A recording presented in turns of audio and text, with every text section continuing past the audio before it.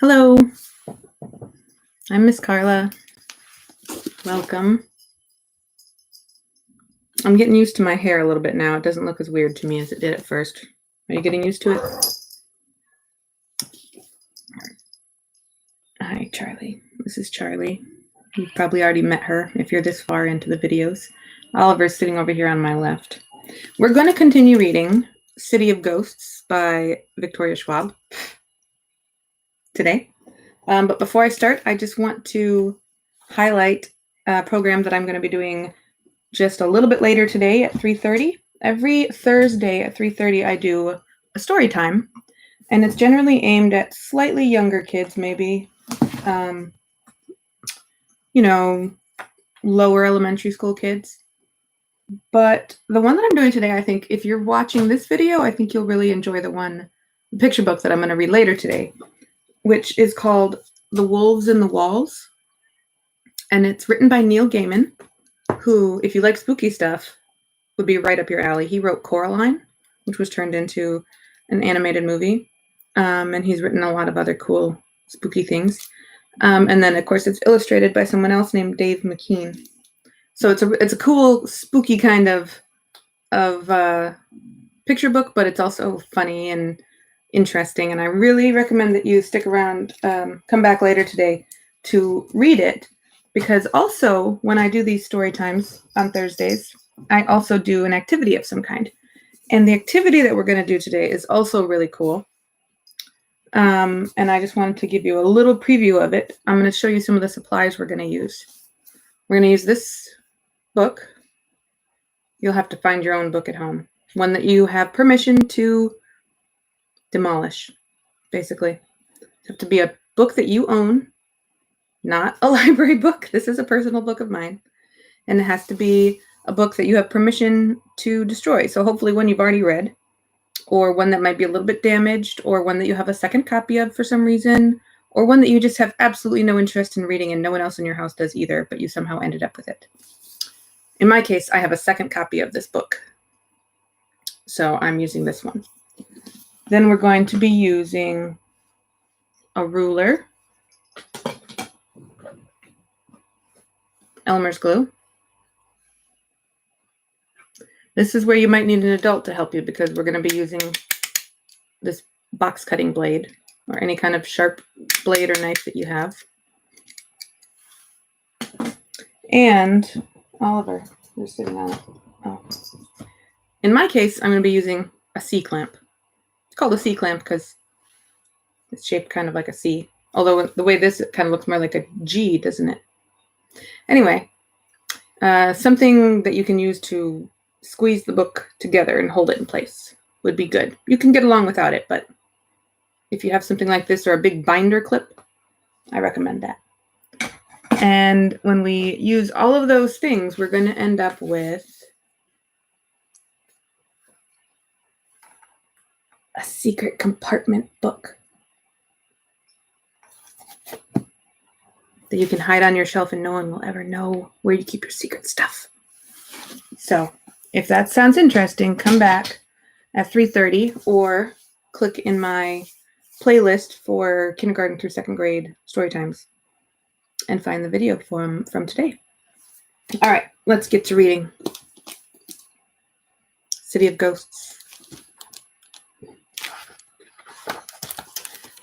Chapter 7. The Lane's End reminds me of that scene in Harry Potter and the Order of the Phoenix, where Harry arrives at the Order's headquarters, which is actually Sirius Black's house, but it's hidden by a spell. One of the wizards taps on the stones out front, and the buildings slide apart to reveal the headquarters sandwiched between.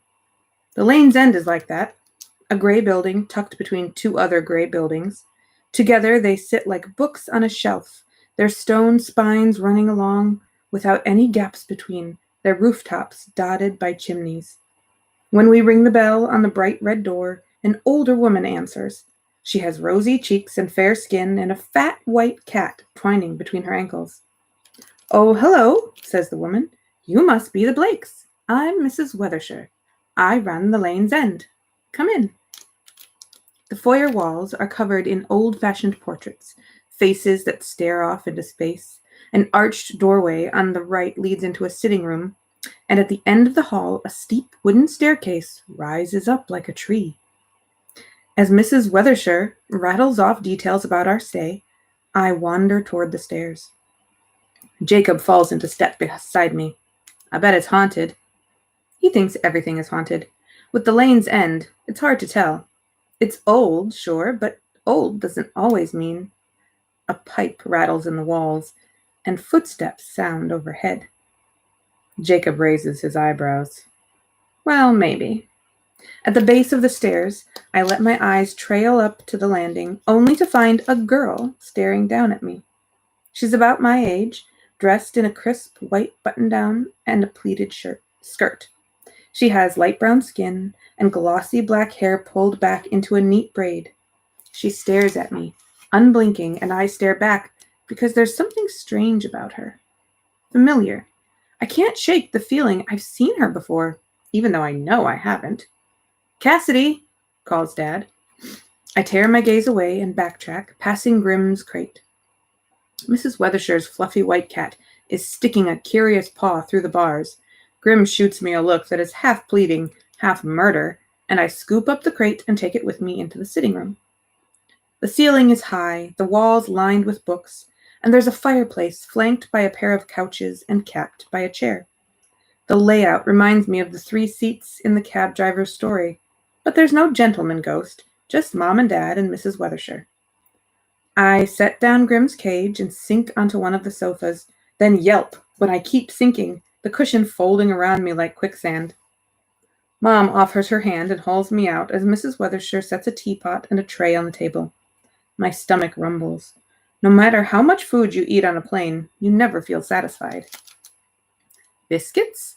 Mrs. Weathershire offers, passing me a plate of what are definitely cookies. She can call them whatever she wants, so long as I can help myself. I'm just reaching for the plate when the footsteps sound again overhead. This time, we all look up. "Oh, don't mind that," says Mrs. Weathershire. "It's probably just my husband." "Will we be meeting him?" asks Dad. Our host gives a small laugh. "I shouldn't think so. Mr. Weathershire's been dead for nigh on 8 years. Her smile never even wavers. "Tea?" Jacob gives me a look, and I don't need to be able to read his mind to know what he's thinking. Definitely haunted. He may be right, but I'm not about to find out. I have a rule about crossing the veil in places where I have to sleep. I don't do it. Sometimes it really is better not to know. "Now," says Mrs. Weathershire, pouring tea, "what brings you to our fair city?" "As a matter of fact," says Mom, "we're filming a show about ghosts." "Oh," says our host, taking up her cup. "Well, you won't have to look far. My Reginald was quite fond of Edinburgh's Dead. Bit of an obsession, really." She nods at the bookshelves that line the sitting room wall. "Went around collecting stories from locals for years. Kept them in those logs there." Mom perks up at the mention of stories, while Dad brightens at the mention of something with a written record. "Really?" Dad says, already halfway to his feet. "May I?" "Help yourself." When Dad's collected a stack of journals, and Mom's finished her tea, and I've eaten enough cookies to feel vaguely sick, Mrs. Weathershire rises from her seat. "Well, then," she says, "I'll show you to your flat." A flat is apparently the British word for an apartment, even though there's nothing flat about the 3 flights of stairs we have to climb to get there. When we reach the first landing, there's no sign of the black-haired girl, or anyone else. Mom informs me that in Scotland, an elevator is called a lift, which would actually make sense if the building had one. Mom also explains that the lane's end is a lodging house, which is apparently like a small hotel full of apartments, flats, instead of regular hotel rooms.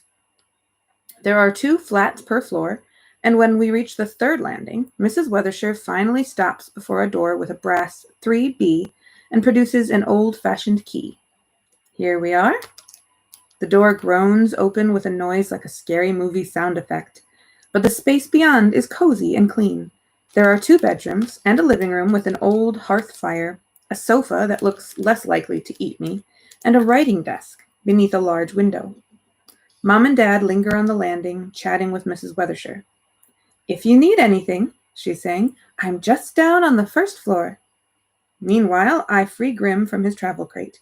He darts under the sofa, and I wander over to the window above the desk. The glass is fogged up, but when I run my hand across the cool surface, I'm startled to find the castle waiting on the other side.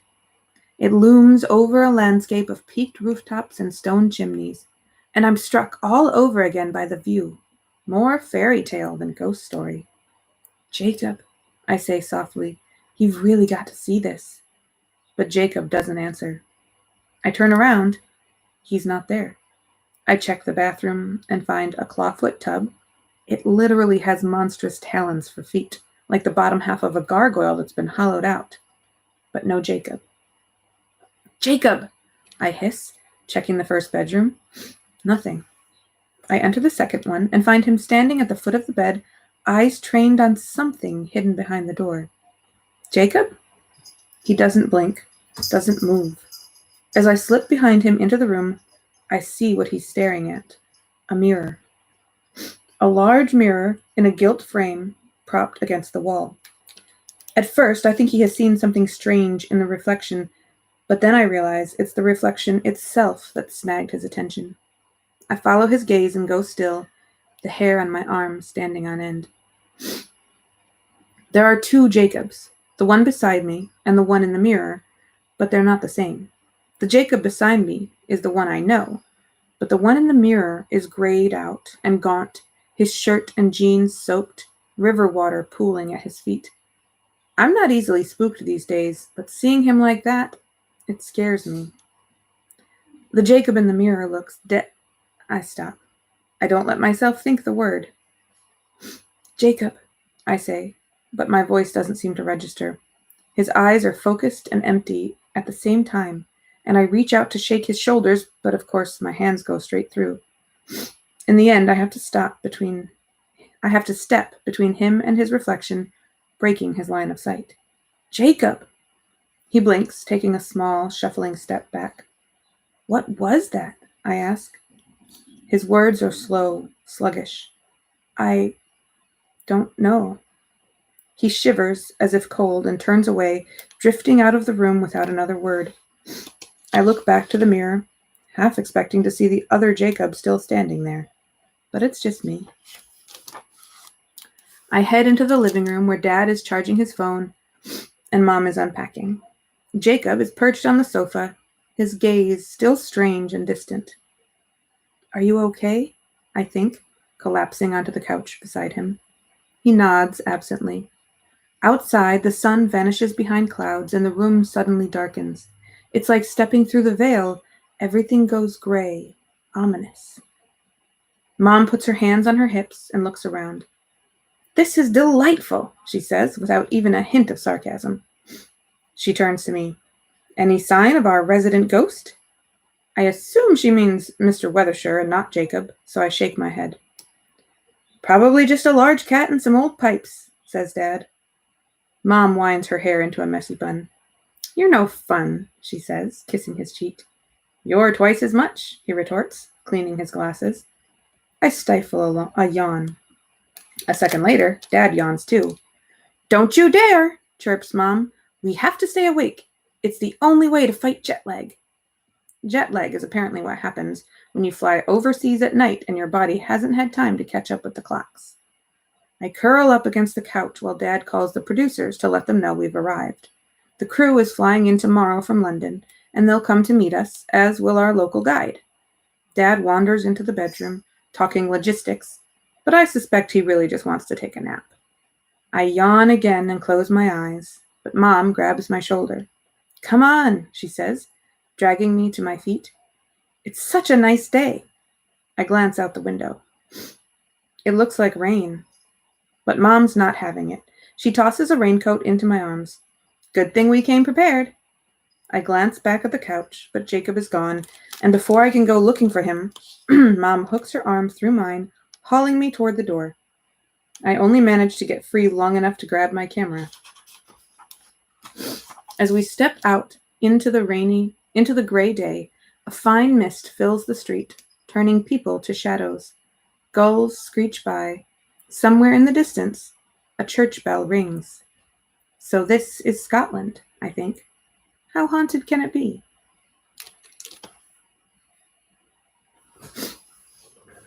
Chapter 8.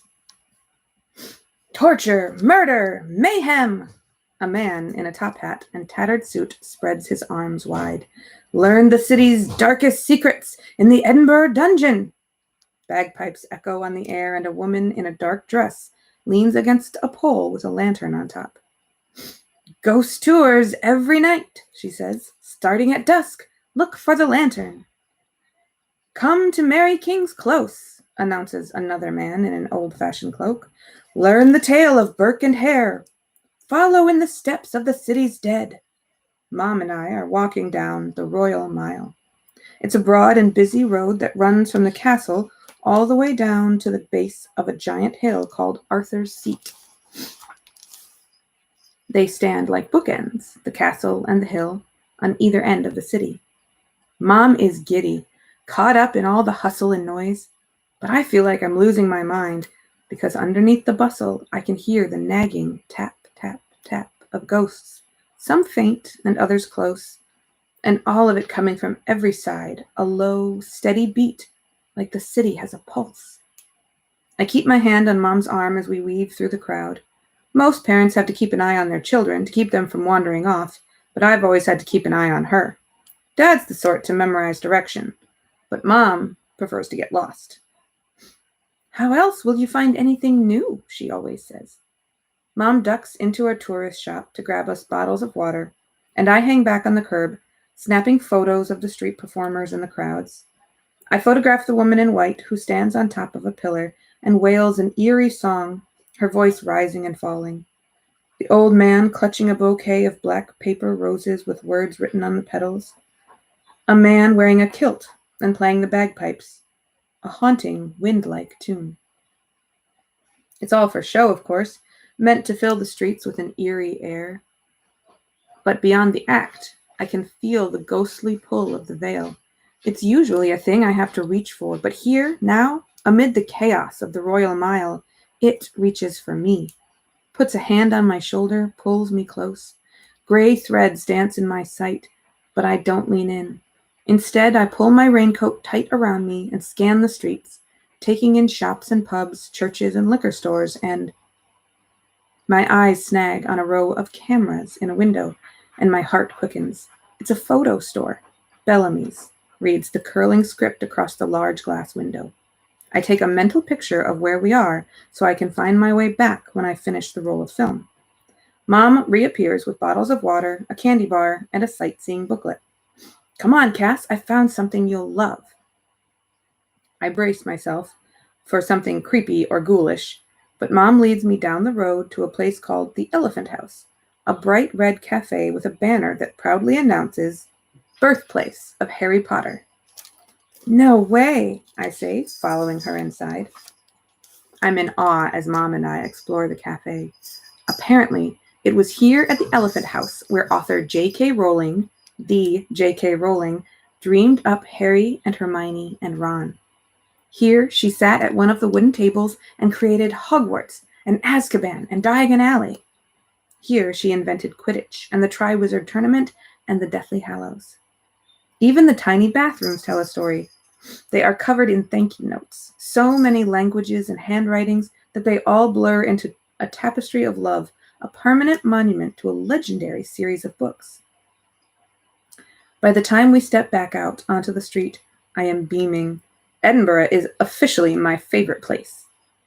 Then the clouds overhead begin to darken. An ominous wind sweeps through my hair.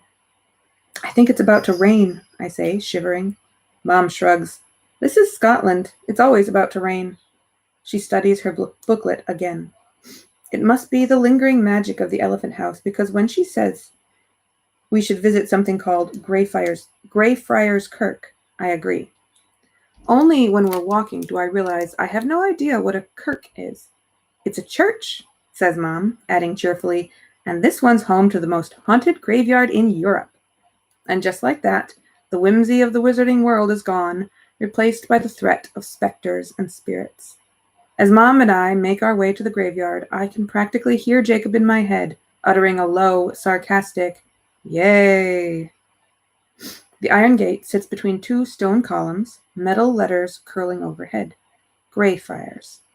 Beyond the gate, I see stretches of green lawn, the stained glass windows of a church, people wandering the grounds. I breathe in and taste damp stone, old dirt. But as we near the gate itself, I grind to a halt. It's not what I see or taste that worries me, it's what I feel. The air goes thick, and the pressure builds inside my head, the weight of the veil no longer an arm around my shoulders, but a wet blanket, heavy, smothering. Gray cloth billows in front of my eyes. Mom gives a cheerful squeak and shows me her forearm where all the hairs are standing on end. Look, she says brightly, goosebumps. I have goosebumps too, but for a different reason. As haunted as the Royal Mile was, it didn't feel like this. The veil isn't inherently scary or bad, it's just another kind of space.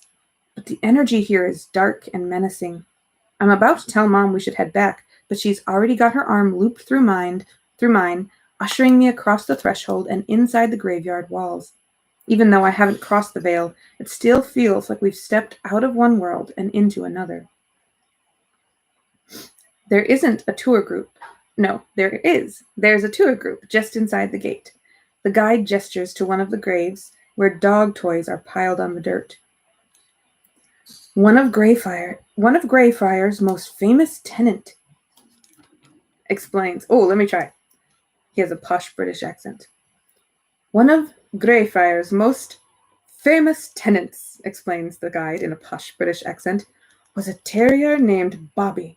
But, unlike most of the residents, he was very much alive when he first came to the graveyard. Mom and I hover at the back of the group, listening.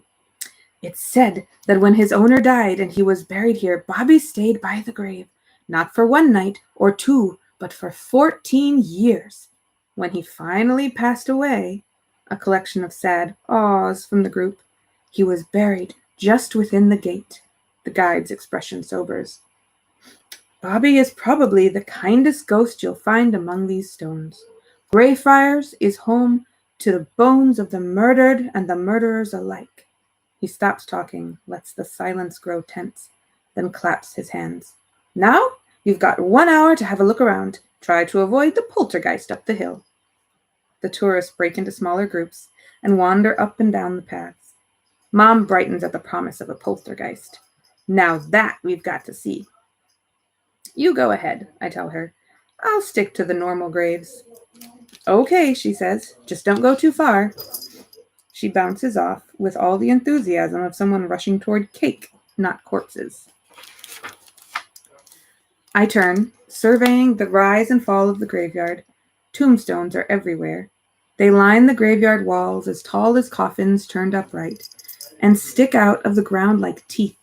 Some gravestones are new, well, relatively new, and others are little more than jagged bits of broken rock, slabs of concrete half swallowed by green grass. A skull and crossbones sits beside a carved angel.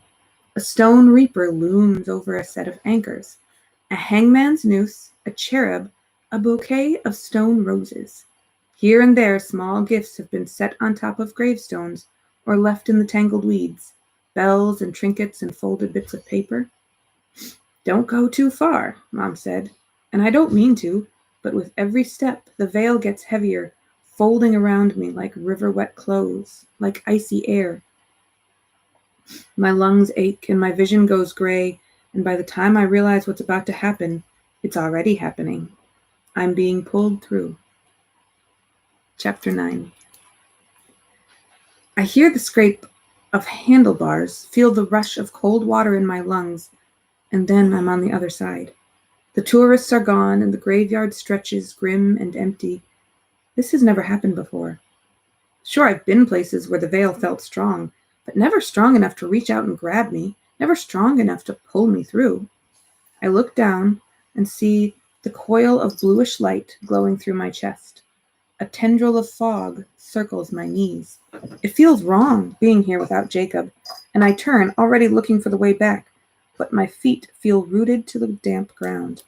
The grass rustles and my pulse spikes, but it's just a terrier trotting between tombstones. Greyfriars Bobby, the dog who lay down on his owner's grave.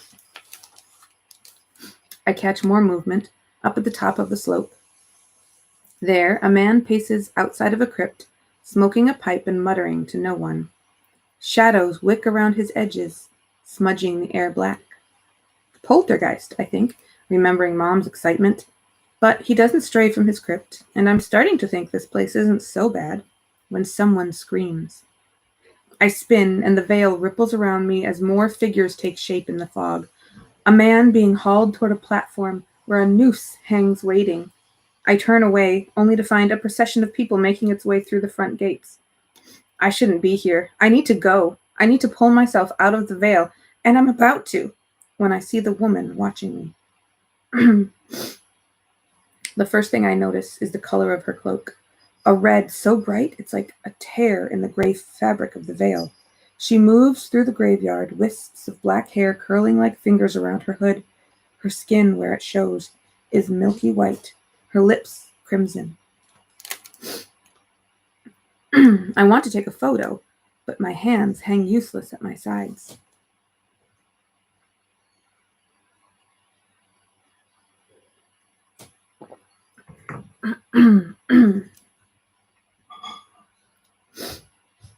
Somewhere beyond the veil, church bells begin to ring. Somewhere beyond the veil, someone calls my name, but the voice is far away and fading, and I can't take my eyes from the woman in red. She is staring straight at me, not past me the way other ghosts do, but at me, and it's like a finger down my spine. Her dark eyes travel over my front, landing on the curl of light inside my chest. The look that crosses her face is hungry. "Cassidy," comes the voice again, but it falls away as the woman in red begins to hum. Her voice cuts through the graveyard, low and smooth and sweet. It's like someone plucked a string behind my ribs. The melody ripples through my bones, my muscles, my head. I'm getting dizzy in that lung-aching way, like I've been underwater too long, like I need to come up for air. The woman's arm drifts up, and the next thing I know, I'm moving toward her, making my way between the tombstones, toward her outstretched fingers, and "Cassidy!" Jacob cuts into my path. He takes my arm and pulls me back through the veil. I fall through an instant of ice-cold air before landing on my butt in the grass. "What was that for?" I ask. "I kept calling you," he says. "You didn't answer." He shakes his head. "You really shouldn't cross the veil without me." "I didn't mean to," I say. "It kind of sucked me in." His face is a mix of confusion and concern. I look past him, but of course the woman in the red cloak is gone, erased along with the rest of the veil. The graveyard around us is full of chattering tourists and the sound of church bells as the kirk chimes the hour. I get to my feet, brushing grass from my jeans. "Where have you been?" Jacob ducks his head. "Sorry, I guess I got a little lost." I think back to the mirror, the blank expression that followed him out of the bedroom. Jacob shudders, as if not wanting to remember, so I try to forget. "Did you see her?" I ask. "Who?" My eyes drift back to the place where she stood. A woman in a red cloak. "There you are," Mom calls, heading toward me. "I've been looking everywhere." She squints up at the sky. "I think you might be right about the rain. Ready to go?" "You have no idea," I say, right before the first drops begin to fall. By the time we get back to the lane's end, Jacob is the only one still dry. We had an umbrella, but now it hangs from Mom's hand, a mangled mess, thin metal arms snapped and broken by the first strong gust of wind. Mom doesn't seem the least bit fazed, but water drips into my eyes and sloshes in my shoes, and as we mount the front steps, my jacket wrapped tightly over my camera. Mom heads off to talk to Mrs. Weathershire, but Jacob and I continue up the broad wooden stairs. All I want is a hot shower and some dry clothes. The image of the beach house comes to mind, sudden and taunting. "What was she like?" asked Jacob. "This woman in red." I shake my head, trying to remember, but the pieces in my mind don't add up to what I saw, what I felt. "I don't know," I say slowly, But she wasn't like the other ghost. She was too bright, too real. She didn't blend in, and when she saw me, like really saw. Who are you talking to?